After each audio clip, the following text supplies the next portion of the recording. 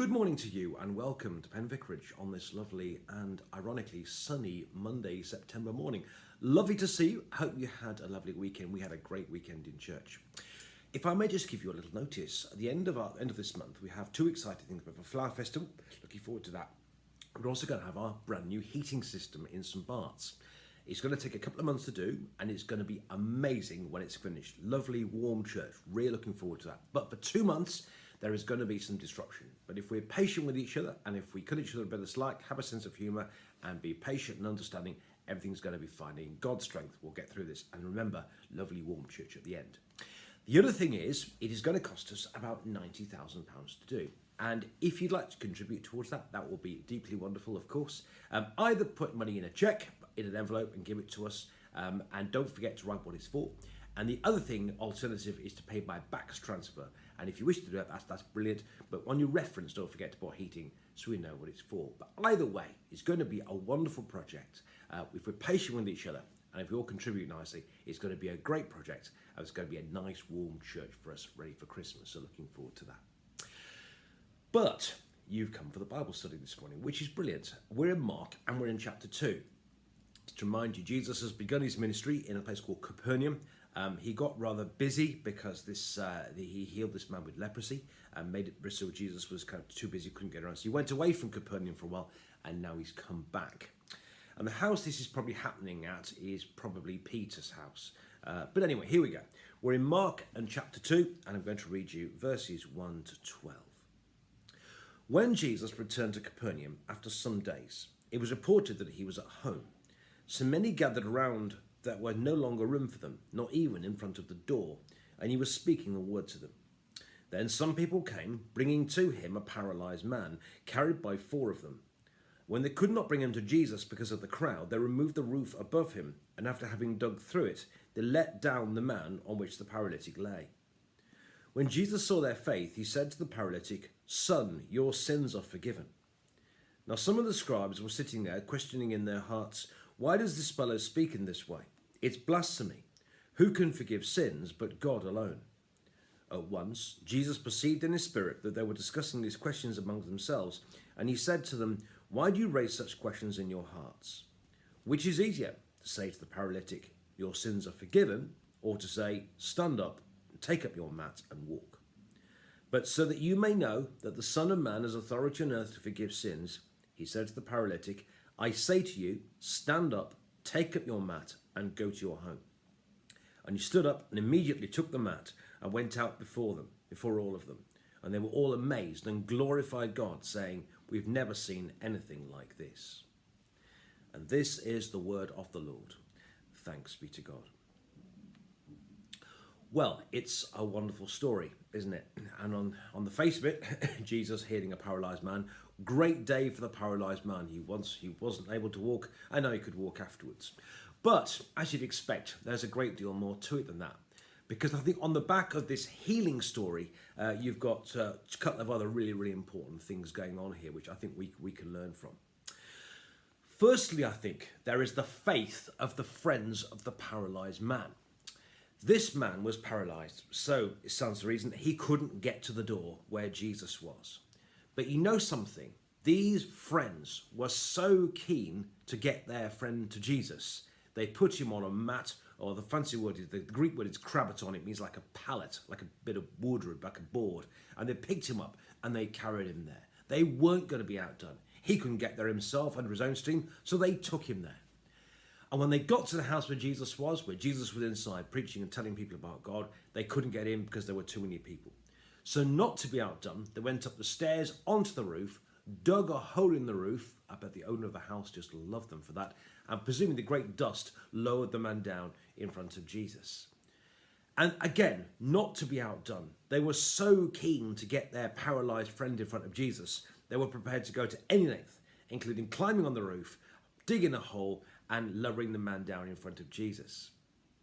And I think I want to say something about the amazing faith these friends of the paralysed man, and presumably the paralysed man himself, has also had. They were not going to be outdone. They knew that the man was poorly. They knew what Jesus could do. And they were so keen to get their friend to Jesus. They were so keen to get their friend before to Jesus. They were prepared to do anything, and nothing was going to stand in their way. And I think there's a huge lesson for us in this. It was something similar in the lesson yesterday, reading Sunday morning's reading about the Syrophoenician woman. She wasn't going to be outdone. And as I talked about Jacob in the Old Testament, a rather interesting individual, shall we say, who wrestled with God, and he wasn't going to let go until God had blessed him. And I think we can learn something from the faith of these people here, that we, nothing should stand in our way, that we should be so keen to get people to Jesus, that, and have such faith in Jesus, and so keen to bring our friend to Jesus, that nothing should stand in our way. And I suppose I simply want to ask ourselves the question, how keen are we to get our friends to Jesus? We know what Jesus has done for us. We know what Jesus means for us. But how keen are we to get our friends to Jesus too? So let's learn something this morning from the faith and the dedication and the stickability of these people. They weren't going to let go. They were going to get their friend to Jesus, and nothing was going to stand in their way. And let's learn something from them. That's the first thing. The other thing, which is this incredible byplay between Jesus and the Pharisees. This paralysed man is lowered down, so there must have been dust everywhere in front of Jesus where Jesus is. And Jesus did not just say, get up and go home. He didn't say that. His words were, son, your sins are forgiven. Son, your sins are forgiven. Now, at which point the scribes, the Pharisees, the kind of religious leaders are really wound up about this, because they say something which on one level they're right. Who is this man think he is? No one can forgive sins but God alone. And actually, on one level, they're right. Only God can forgive sins. But, and Jesus says, he looks at them and says, but to show, which is easier, to say to someone, your sins are forgiven, or to say, stand up, take it to bed and go, but to prove that the Son of Man, that's him, has authority to forgive sins, I say, get up, take up your mat, your pallet, and go home, which is what he did. No wonder the people were amazed, not just because Jesus healed a paralyzed man, but because Jesus proved that he had authority to forgive sins. In other words, again, who is this Jesus? The Pharisees were right. Only God can forgive sins. And Jesus didn't just claim to forgive sins. He didn't just announce the forgiveness of sins. He showed he could do it by healing this paralyzed man right in front of their eyes. And I think what Mark is getting to, and I think you see the picture emerging from last week's reading and this, just who is this Jesus person? Let's not forget, they've already been astonished about his teaching, which is so much better than the scribes and authorities, and so much authority. He's got authority over unclean spirits, that evil possessed man in the synagogue. He's got authority over sickness. He healed Simon Peter's mother-in-law. He got authority over lots of sicknesses, because they brought lots of sick people at the end of the day, because he's got authority over lots of sicknesses too. He's got authority over uncleanness, and this leprous man that came to Jesus, this unclean skin disease, and he had authority over that. And now he's proving he's got authority to forgive sins too. And I think what Mark is coming to is just, who is this Jesus? And he wants us to say wow, what an amazing person this is. Look at his teaching, look at his authority, look at his power, look at his ability, look at all the things he has authority over. And we're all supposed to go, wow, what kind of man is this? Jesus is. And I think that's what Mark wants us to see. So 2 things briefly from this morning's reading. Firstly, let's learn something from the faith of those friends who brought their paralyzed friend to Jesus. And let's actually pray that we'd have a similar kind of resolve, a similar kind of stickability in our faith, and also a similar keenness that other friends of ours can bring people to Jesus too.